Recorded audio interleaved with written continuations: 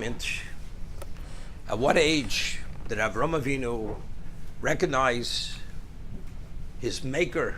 Did he recognize Hashem? One opinion is that he recognized Hashem at the age of 3 years old. What is the basis for this opinion? Omer Reb Chanino, Borei chiboso shel Avram lifnei aboro. See and understand the love that Avram had before his creator. Sholosh shonim hikiboro. At the age of 3 years, he already recognized his creator. Shenemar. Why did he deserve all the bracha? Ekev hasheshama Avram bekoli. Because Avram listened to my voice, my Torah, my mitzvahs, whatever it was. So the Midrash says, Ayin Shivim. The Ayin of Ekev is 70. Kuf Meyo, Kuf numerically is 100. Beishnayim. Hare Meyo Shivim V'Shnayim. So it adds up to 172. Chol Yom of Shel Avram, and Avram's life, totally, Meyo Shivim V'Chomesh. He lived 175 years. So Ekev Hasheshama Avram B'Koli. So 72 years of that 175 years, he was Shama B'Koli. So we see clearly that Avram Avinu was Hikaboro at the age of 3. There's another opinion that he was Hikaboro at the age of 52, not at the age of 3. Now the question is, what did he notice, or what drew him to understand that there has to be a monotheistic being who dictates and wills this existence? The Gemara tells us in Brachos that the first human being, as Tosas explains, to come through his own recognition that God is the master, that Hashem is Adni, was Avram Avinu. Avram was the first person to call God Adni. Now, how did this happen? So you say, well, he went and he questioned, he analyzed. Based on all this, he came to that conclusion because nothing else made any sense. But that's not really a valid proof that there's a God.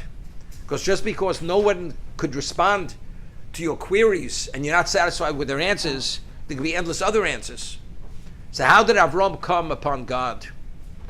So the Midrash tells us, what is it analogous to? A person comes and he sees Bira Dolekis. He sees a citadel, a palace with 10,000 rooms. And each room is illuminated. It's a functioning palace, citadel. And he calls out towards the direction of the citadel, Mi balabiro. Who's the master of the citadel? It's fully functional. He calls, no one answers. And he keeps calling. And finally, Hashem comes and says, Ani balabiro. I am the master of the citadel. I am the master of this existence. So how did Avram come upon God? By questioning and not compromising his standard of truth to compromise and accept anything other less than what's absolutely true. And because he wasn't willing to compromise that, the source of truth revealed himself to him to say, Ani balabiro.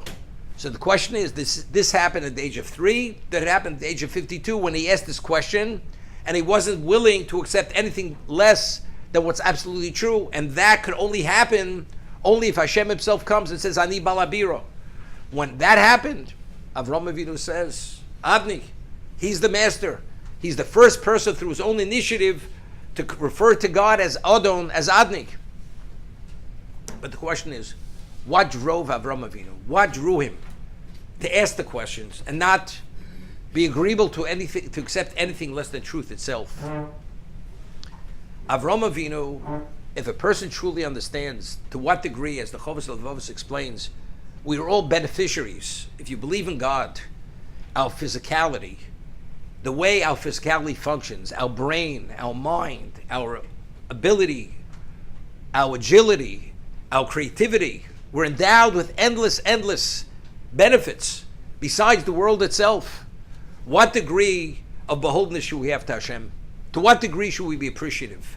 What is our debt of gratitude? We say nishmas. To what degree we have to express our gratitude, regardless of what we were, what we have. It's impossible. So why don't we feel that sense of gratitude? Some people feel it to a greater degree, some people feel it to a lesser degree. And as we mentioned, based on that feeling of debt, to that degree, you respond and you reciprocate. Avram Avinu understood, I live in this world, I understand what the world is, I see its value. I have a debt of gratitude. To who do I pay that debt of gratitude? To who do I dedicate my life to repay some of that debt? To the master. So he wanted to know, Mi Balabira. Who's the master of this world? Who created this world? Because I'm paying that kind of debt, which is my life, I'm only going to pay it to the one who's truly the master. And he entered into dialogue discussions with all the pagans of the world. He wasn't satisfied with their answer. With that kind of answer, I'm not giving my life.